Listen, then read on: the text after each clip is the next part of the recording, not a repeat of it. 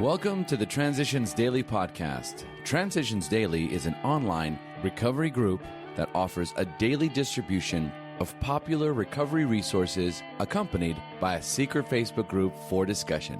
We hope you enjoy today's readings. This is Transitions Daily for October 11th, read by Cindy L. from Fort Worth, Texas. AA thoughts for the day. Trouble. In AA, we learned that trouble was really a fact of life for everybody, a fact that had to be understood and dealt with. Surprisingly, we found that our troubles could, under God's grace, be converted into unimagined blessings. Indeed, that was the essence of AA itself. Trouble accepted, trouble squarely faced with calm courage, trouble lessened and often transcended. This was the AA story, and we became a part of it. Such demonstrations became our stock in trade for the next sufferer.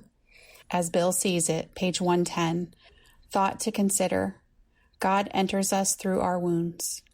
Acronyms: HOPE, hang on, peace exists. Just for today. Independent, from the 3 legacies of Alcoholics Anonymous. Money-wise, Dr. Bob and I were still in a rather bad way. We were therefore allotted $30 a week in 1940, and enough was on hand to keep this up for a year. Therefore, the Rockefeller dinner guests were solicited annually, and the proceeds were always divided in the same way. 4 years later, we were able to write Mr. Rockefeller and his friends of the Union Club dinner that we needed no more funds. By then, royalties from the book were giving Dr. Bob and me the help we needed, and the AA groups had begun to pick up the load of supporting the headquarters office. At that point, the AA tradition of no outside contributions went into full force and effect. Mr. Rockefeller and his friends had given us something more valuable than money. They had put AA on the map. Alcoholics Anonymous comes of age, pages 186 to 188. Daily reflections. Self-restraint. Our first objective will be the development of self-restraint. 12 Steps and 12 Traditions, page 91. My drive to work provides me with an opportunity for self-examination.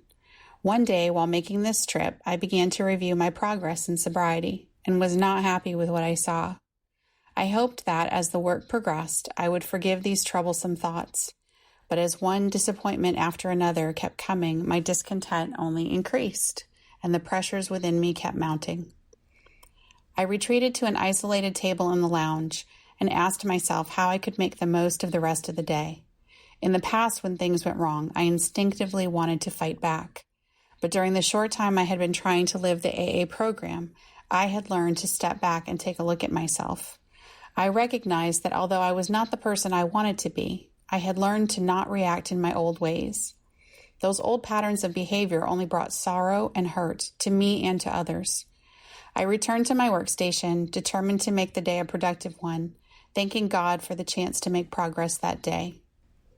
As Bill sees it. Faith, a blueprint, and work. The idea of 24-hour living applies primarily to the emotional life of the individual. Emotionally speaking, we must not live in yesterday, nor in tomorrow. But I have never been able to see that this means the individual, the group, or AA as a whole should give no thought whatever to how to function tomorrow, or even in the more distant future. Faith alone never constructed the house you live in. There had to be a blueprint and a lot of work to bring it into reality. Nothing is truer for us of AA than the biblical saying, faith without works is dead. AA's services, all designed to make more and better 12-step work possible, are the works that ensure our life and growth by preventing anarchy or stagnation. Letter, 1954. Big Book quote. We have seen the truth demonstrated again and again. Once an alcoholic, always an alcoholic.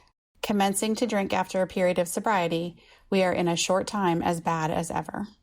Alcoholics Anonymous, 4th edition, More About Alcoholism, page 33. 24 hours a day. AA thought for the day. How good a sponsor am I? When I bring new members to a meeting, do I feel that my responsibility has ended? Or do I make it my job to stay with them until they have either become good members of AA or have found another sponsor? If they don't show up for a meeting, do I say to myself, well, they've had it put up to them, so if they don't want it, there's nothing more I can do? Or do I look them up and find out whether there is a reason for their absences or that they don't want AA? Do I go out of my way to find out if there is anything more I can do to help? Am I a good sponsor? Meditation for the day. First, be reconciled to your brother, and then come and offer your gift to God. First, I must get right with other people, and then I can get right with God. If I hold a resentment against someone, which I find it very difficult to overcome, I should try to put something else constructive into my mind. I should pray for the one against whom I hold the resentment. I should put that person in God's hands and let God show him or her the way to live. If a man says, I love God, and hateth his brother, he is a liar.